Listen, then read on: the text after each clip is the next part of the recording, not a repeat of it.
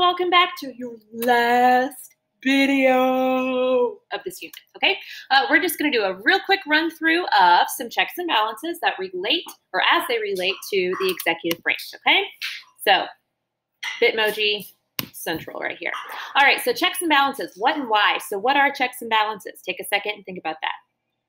Checks and balances, how I wonder what you are. Are you part of government? Do I use you to buy a car? Checks and balances keep government from going too far.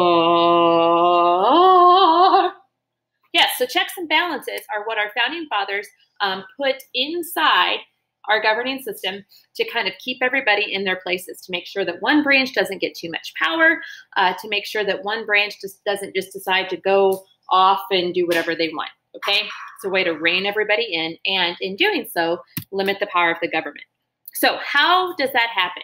Well, when we're talking about checks and balances in relation to the executive branch, the legislative branch probably has the most checks on the president. So let's review those really quickly. So first of all, a veto override. We all know that Congress is responsible for creating laws. A law starts off as a bill. Okay, if a bill is vetoed by the president, that means that the president doesn't like it, so it goes back to the House of Congress in which it originated, or in which it started. Okay, so if 2/3 of the House of Representatives and the Senate decide, you know what, this is a really solid bill, we're going to go ahead and override this veto, then the president's veto can be overridden, and the bill becomes a law without his signature.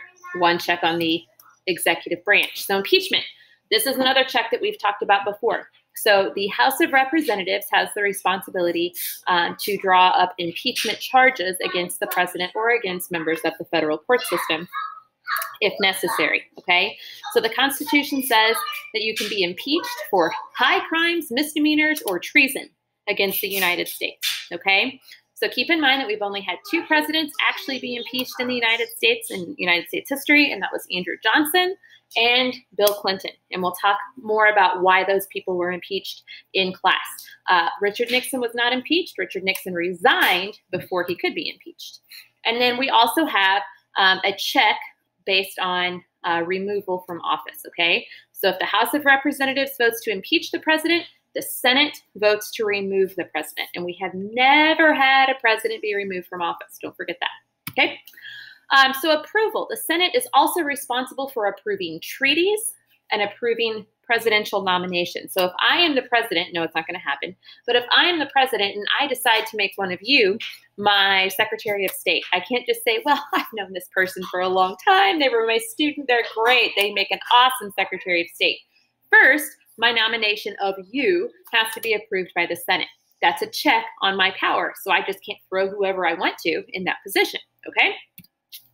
The judicial branch, of course, is also responsible for checking up on the executive branch. If something is brought to, for example, the Supreme Court, and it kind of looks like maybe it might be an unconstitutional use of executive power, then because of Marbury versus Madison, the Supreme Court, in that instance, would look at that document and say, well, it doesn't really go with the Constitution, so it's unconstitutional, so you can't do it, okay?